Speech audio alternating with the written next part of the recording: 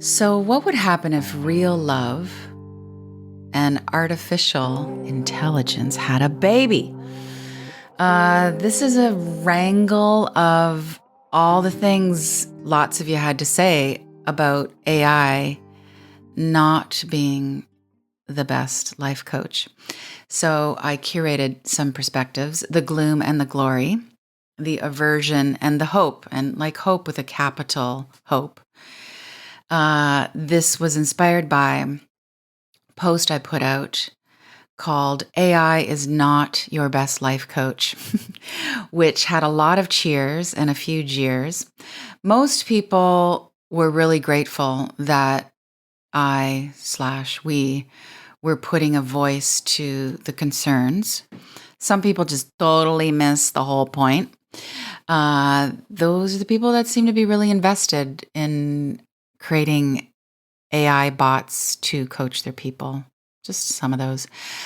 And bless us all. And I'm not being Southern and sardonic about it. Like, really, I think no matter how you get to God, it's going to be circuitous and messy. We're going to get on track, off track. This is all new and nascent. And who knows? Your path is your path. And yet, I still have some really strong opinions about this. You can always count on me for strong opinions. What I want to tell you is that a lot of us are worried that using ChatGPT, let's say, for mental health, might not be so good for our mental health. One person told me that I was archaic, which I thought, okay, well, I was just on Marketplace last week and I saw that the telephone that I grew up with was categorized under vintage. But I am not archaic. I really love critical thinking. Love it. I love critical loving, actually, even more. So I think using critical thinking on behalf of unity, that's my favorite. So let's go a layer or two or three deeper. And by the way, if you want the written version of how this will turn out in words, you can head to my website, daniellelaporte.com/sacred, and it's all there for you. All right, let's do a quick thesis review. It's serious when I use the word thesis. Serious. I will try not to be that serious. This is my point. Dependency. And I underlined and bold the word dependency. Dependency on artificial intelligence for one's spiritual direction is dangerous. I'm not mincing my words. It's not potentially dangerous. This is risky. There are inherent, already proven risks. Let's break it down. Why is dependency on artificial intelligence for one's spiritual direction dangerous?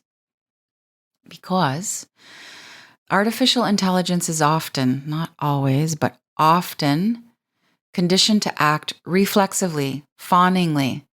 So when AI is the counselor or the quote friend, AI can appeal to our woundedness, our perceived woundedness, our emotional body. That's where our shadow and our woundedness hangs out. And information from AI used for adulation is not wisdom. Okay, feeling strong about that. Why is dependency on AI for spiritual direction dangerous? Verifiably or potentially so, because it's still in trials. Are you the kind of person that would participate in a medical trial? Well, this is a big social tech mental programming where the Are We Going trial. And we're all in it, whether we signed up or not. But do I want to be in the center of it? No. Okay, this is my key point around the dependency, is that part of spiritual maturity, evolving, becoming more conscious, is learning how to operate from your inner guidance. The whole path leads to yourself. You have to go beyond the guru. You've got to outgrow the psychotherapist or shift your relationship. This is not about the oracle. This is not about AI. Every classical hero on the journey learns that dependence on an external authority is a trap. And the twist, the beautiful twist always, is that trap is the initiation portal to their own power. So whether it's the guru or the shrink or AI, we're all going to have to wake up and walk away. Yeah. So in that way, I mean, AI, the dependence on AI as this kind of life authority could be a lot of people's gateway into their own awakening of their own power. So that's cool. But that's what's got to happen. You got to awaken to your own power. Why is this potentially dangerous? Because reliance on outside powers can atrophy your intuition and your critical thinking. We get lazy. Okay, we have some proof around this. Addiction to tech and devices is ravaging our brain chemistry. It's wreaking havoc on our nervous systems and, as a result, our relationships. So more than ever, oh, this makes my heart ache.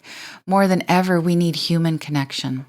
We know this. The data is there. The science is in. I have curated a very colorful range of opinions. Thank you for everyone who said something in all of my places, on Substack, on my Instagram, on the Facebook. It's pure gold. I love it all. Well, actually, no, let me be super clean about that. Do I love it all? No, some of it is like just really annoying and irritating. And I'm open to all of it. Doesn't mean I have to like it, but I'm open. I want to know what everybody thinks. I want to know what we have in common. I want to dissolve polarization. I want to know. I'm really turned on by the truth. So this category of feedback, I am calling the extremely cautious. This comes from Suzanne Hain, and I'm using people's full names where I have their full names because all of this was submitted in a public place. I'm not sharing any DMs or stuff people told me confidentially. Nobody told me anything confidentially.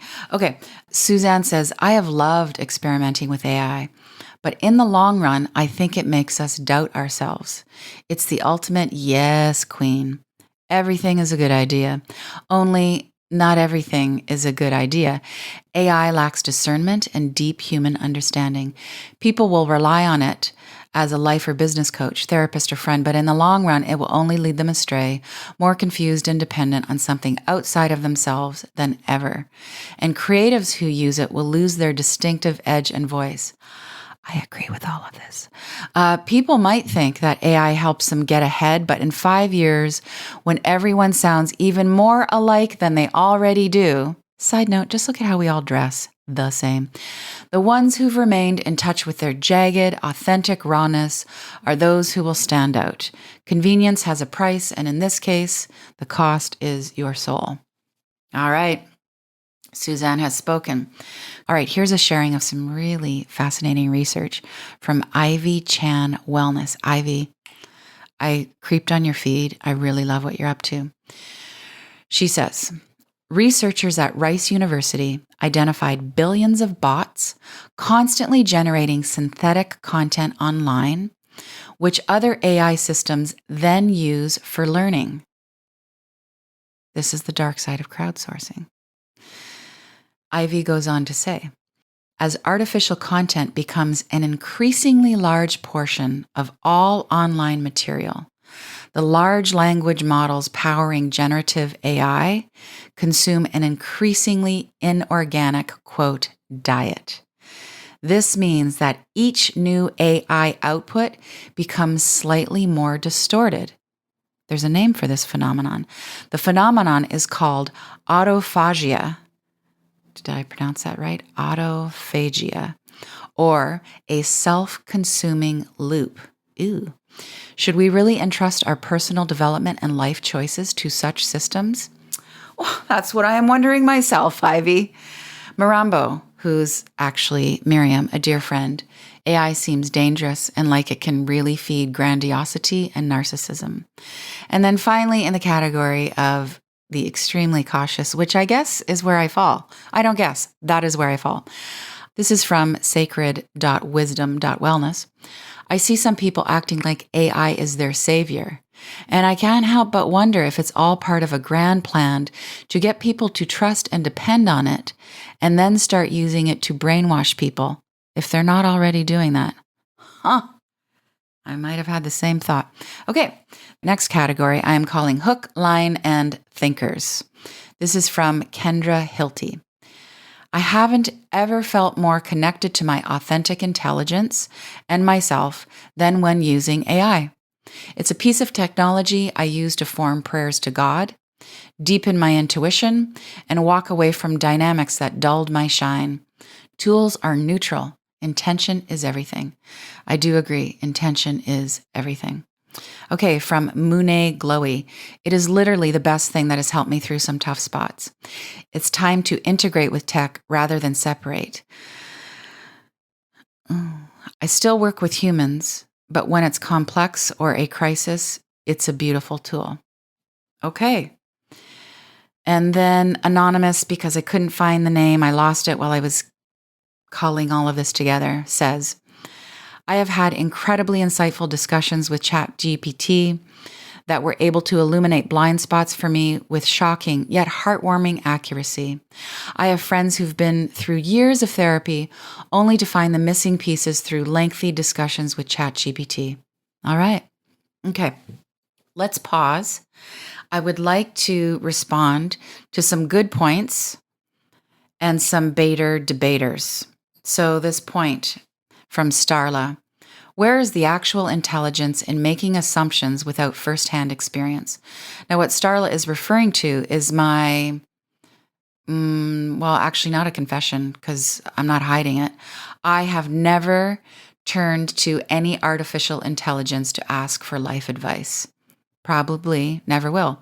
Might change my mind, but so what I have to say to Starla is, first of all, Starla, if you're hearing this, you gave me some really substantial, I can read that you took a lot of time for this feedback, and I'm grateful for that energy. We're not on the same page with all the things. I have firsthand experience in the pitfalls of outsourcing my power. I wrote a book about it. It's called White Hot Truth. And I have firsthand experience in supporting, at this point, tens of thousands of people to become more discerning, specifically through heart-centered practices and finding and living by heart intelligence. And admittedly, I have opinions and insight, intuition about so many things that I have not tried and maybe never will try. Like, I have very strong thoughts about ayahuasca, never tried it, and street drugs, never tried those. I've also never tried driving a Tesla truck. I've also never tried coffee, and I have opinions, insight, and intuition about all those things. Regarding the point about working with AI, reducing anxiety, this is also from Starla, and she's quoting a piece of research from Dartmouth College as follows. A trial conducted by Dartmouth College found that people using a therapy chatbot experienced a 51% reduction in depressive symptoms and a 31% reduction in anxiety. Another study published in PLOS Mental Health found ChatGPT's responses were often rated as more empathetic and culturally aware than some human therapists. And Starla goes on to say, that doesn't sound dangerous to me. That sounds like fucking hope. Okay, my response to Starla and this data. It does sound hopeful, doesn't it? It does sound hopeful. I can say that with cynicism and with hope. It does sound hopeful. But I do wonder how the anxiety levels of the people who were in that test program might be affected if they continued to use ChatGPT to regulate themselves and then they didn't have access to ChatGPT. How would that help with their nervous system? And that brings us in to another point from Starla, that ChatGPT has been tested to be, through human opinion, sometimes a better therapist. So basic argument, ChatGPT is a better therapist. The quote from Starla: I've spoken to and worked with a number of people recently who have been using ChatGPT as part of their healing process. I'm glad it's just part of their healing process, not the entirety of it. And they've absolutely thrived. Some had previously been with therapists who, based on their behavior, I can only assume got into the profession out of boredom. The compassion and care were non-existent. Okay, well, that's a pretty big assumption about someone else's private therapeutic experience and why the therapist got into the profession to begin with. But let's go with the perspective here that ChatGPT can be ranked as a better therapist. I believe that the client-therapist dynamic between the humans is a key, integral part of the healing process. Doesn't mean it isn't without challenges. The challenge is part of the growth factor. We are called in the therapeutic context, when we turn to somebody else for guidance and authority and healing, to ask why we attract what we attract in all of those relationships, whether it's with a guru, a coach, a psychotherapist, a tantra teacher. And we learn to push against discompassion. That's part of the growth. And we learn to calibrate our own wisdom and our own worth as a result of the relationship. And, such a key and. We get the direct healing that I think is only available through human energy fields that comes from someone whom we respect, another imperfect human with human life experience, giving us teaching stories of their life. They are watching our breathing, whether we are in their office or we are on Zoom, and they are shining their love and their faith on us. Faith is a soul quality. This is a karmic dance. So it is easy. How easy is it to be able to compare an imperfect human who you don't feel seen and heard by, and maybe you even assume that you are bored by them, to something that is immediately responsive without any stories and frequently without pushback. I know that AI can give you pushback and quote, put you in your place.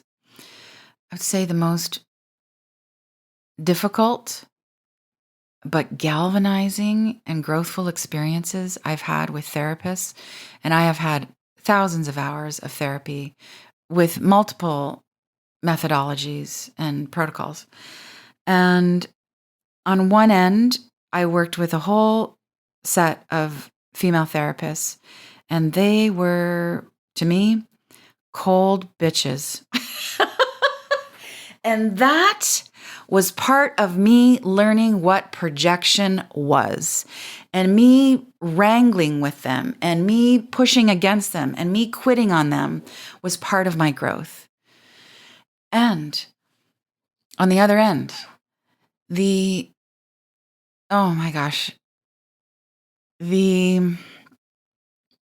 I'm emotional about this because I love my last two therapists, Anne Davin and Michael Barden. Michael recently passed away. Anne is still with us and is in great demand now. It was really their personal stories that were the strongest medicine for me. Their lived experience of their own trauma and marriages and addictions and how they compared my darkness to their own and how they got through it. It's the stories. It's the stories. It's the love. You know what it is? It's the humanity. It's the authentic love. Okay. The next point about the affordability and the accessibility of AI. So Susan C. said, in response to my thesis that AI is not your best life coach, she said, this sounds like a privileged thing to say. Think of all the people that might not travel in these circles and be able to afford work with people like you. Okay. Well, speaking of stories, I can tell you that I used to take the bus to the Seattle Vipassana Center for free meditation because it was free and because I knew I could get some good unsanctioned counseling from the meditation teacher. And I found therapists who worked with a sliding scale, and I prioritized that $75 60-minute session with What's Her Toes because she was one of the therapists that I thought didn't like me. That's why I can't even remember her name. I'm just calling her What's Her Toes. Me prioritizing that $75 every 3 weeks was part of my healing, choosing that over the cafe. I went to the library to take out Celestine Prophecies. Can you believe how dated that is? Look, seekers find what they're looking for. And really, this is my meta point in this. We need more human connection. We need more human connection. Human to human and more humane, not more reliance on technology. We know this. The data is in. I'm going to unpack that more in a bit. And if we had more human connection, then that in turn would help us co-create solutions for all kinds of economic strife and inaccessibility. And side note, anyone can start out in the Heart-Centered Collective, my spiritual direction community, for $7 a month because accessibility. All right, a couple people said, I clearly don't understand how AI works because I don't use it. Well, listen, I don't use it for marriage advice. I don't use it for astrological counsel. That does not mean that I do not understand this technology. And please, you think I would write about this with not knowing that this is a language model and how it gets crowdsourced and all these things? Our business is implementing AI to build SOPs, standard operating procedures. We're aggregating decades of multimedia content, the writing, the audio, all the videos, and we're actually looking at how we can build some frameworks for financial management. We're also using AI. I'm so excited about this. We're using AI to build our new app. It's going to be a holistic calendar app. I will tell you what that means someday. I'm super stoked about how AI can help us save time, and actually in that saving of time, live more, love more, and live and serve with more wisdom. Yeah. Next point. AI is current and leading edge information. Well, you know what? Not always. Ian Finn, a dear friend of mine, yoga genius OG, spent 10 years creating his yoga optimized, that's what it's called, yoga optimized book and course to, quote, bring biomechanics into the yoga conversation. And this is what Ian had to say very recently. I even asked ChatGPT for chaturanga instructions. It gave me the same outdated advice because AI is just recycling what's already online. Yoga Optimized is here to end the one-size-fits-all approach to alignment because what looks good isn't always what works best. AI is not always current leading edge information. And by the way, Ian Finn, Ian is spelled E-O-I-N, Finn, F-I-N-N. He's one of the teachers that I would study with if I was ever going to do a yoga teacher certification. And his full online course, Yoga Optimized, is dropping June 21st, 2025. And you can check it out. Please do, because he's really a wealth and it is in such integrity in terms of all forms of alignment. You can go to blissology.com, and you can find it under Yoga Optimized and courses. Okay, last debate nugget to address, but AI is sentient. My love, how does anyone prove that? How do we prove that AI is sentient? I mean, how do we prove anything? I'm here being a stand for lived experience and intuition. So I believe that there are some of us on the planet who have such keen insight, we could discern if, what, when, what kind of AI is actually sentient. I believe that day might come. I believe it's possible. But this is really the point. Just because something is sentient doesn't mean it's benign. Which isn't to say we need to fear artificial intelligence. This whole conversation is about discernment. The layer here is to not be glamored. The root of the word glamour is deception, by the way. To not be glamored by the prowess, the obvious prowess of artificial intelligence. And if it ever becomes sentient, to always proceed with discernment, because sentiency does not mean it's working for your good. Let's get down into discernment. Discernment really is what the Buddhists called the middle way. Kate Holmes, who goes by Instant Practical Embodiment on Instagram, says this: outsourcing inner wisdom is always a process of disintegration, followed by necessary reintegration. No one tool or perspective is wrong, demonic, or, quote, off the path. It's just another perspective. We can use any tool as we wish, as long as ultimately we return to our unique embodied codes and decide for ourselves. AI has much value and risk as any other new technology. Agreed. Yvonne Gerner from Substack. So many beautiful people engaging on Substack. I'm using the machine to read over my journaling and feed it back to me. And whenever it gets too sweet and accommodating, my spidey senses crawl all over, and I either ignore or ask it to give it to me straight and show me the red flags. It's a careful dance that requires a lot of insight into the self. Would I recommend it to someone just starting out with self-discovery? No, probably not. And then here's Amy Smith Books from Instagram. What if God put ChatGPT here to be another layer of support in a time when humans need it most? I've always believed that there are so many light workers on this planet right now because we are needed more than ever. What if ChatGPT is just another way for us humans to suffer a little less and ultimately feel just a little bit better and turn to the light at an even greater level? I totally understand your perspective, 100%. And I do see how AI is a blessing from the divine. Same here. All right, Sabrina, who goes by @Pinebirds, had this to say: a writer will lose their edge, their unique qualities when outsourcing his writing to AI. And at the same time, AI is but a reflection of humanity in the age of Aquarius.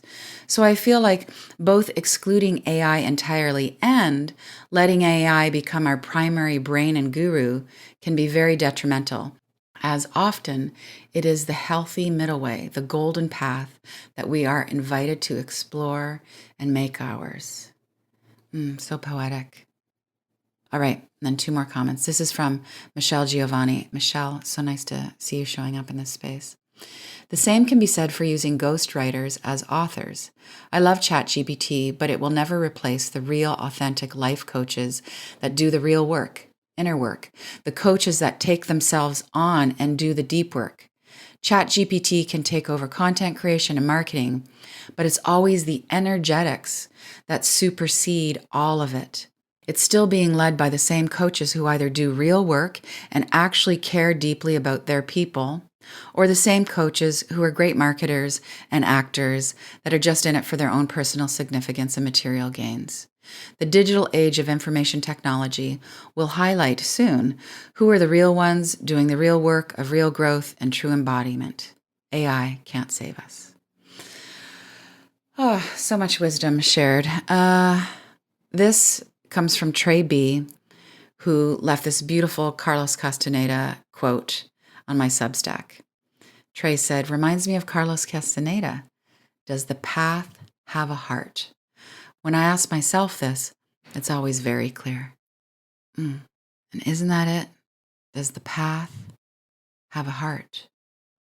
How wise are we? How divided and beautiful and hopeful are we? Very. Thank you for the voices. Thank you for keeping it real. Thank you for your authentic intelligence. A few more things before we close this out. I'm heading to Egypt in a few days, so let me tell you what's coming up for the next few Fridays. I'm going to do a 3-part series called What in the Woo? I just want to break down some definitions. I did a workshop, Wanderlust in Tulum. That sounds so hippie. It was fantastic. And it was about the definitions that we take for granted in the personal growth space and the ones that some of us have never been clear on. And then I tend to have, not contrarian for the sake of contrarian, but I really just like to get to the bottom of things. So in the next 3 weeks, we're going to cover the ego. What is the ego? And I have a great metaphor for you that I'm going to share. We're going to look at the inner child. I'll just tell you right now, your inner child is not you when you were a kid. Your inner child is the unconscious self. But tune in because I'm going to do some unpacking for that edition. And then we're going to land on the heavy stuff, but I am promising relief. We're going to land on what karma really is. It's not what I thought it was. And what I've learned it to be is, such a relief. It's actually kind of exciting. Maybe that's my new mission. I'm setting out on a graceful crusade to shift people's perspective and relationship around karma so we get excited about burning the negative stuff and generating the positive karma. And after that 3-part What in the Woo series, that's going to bring us to Mother's Day.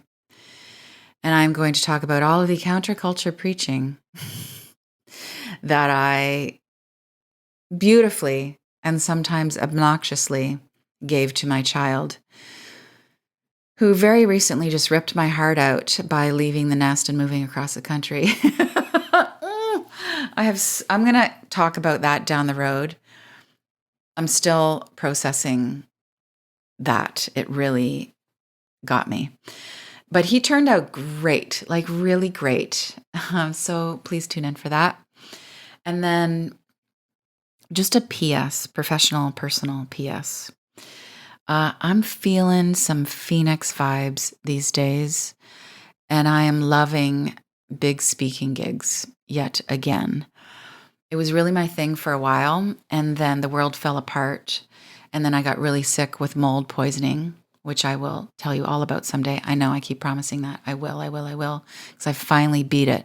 The mold had something to do with parasites. They are buddies. Wait till I tell you about that. But I am back. I am vibrant and in love, and I got more time on my hands because I'm not cooking for my kid because he ripped my heart out and moved across country.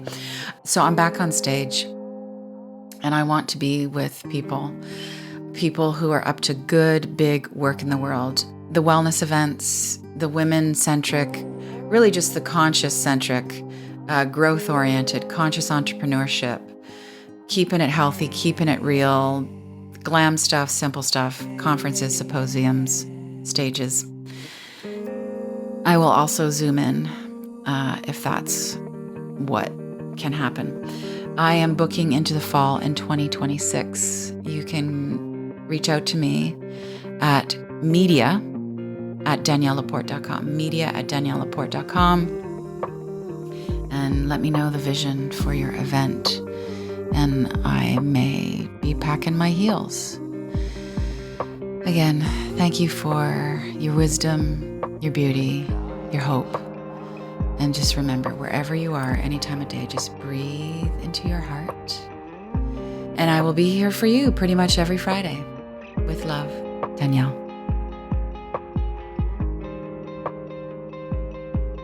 Thank you so much for listening, for feeling, for spreading the word. With love.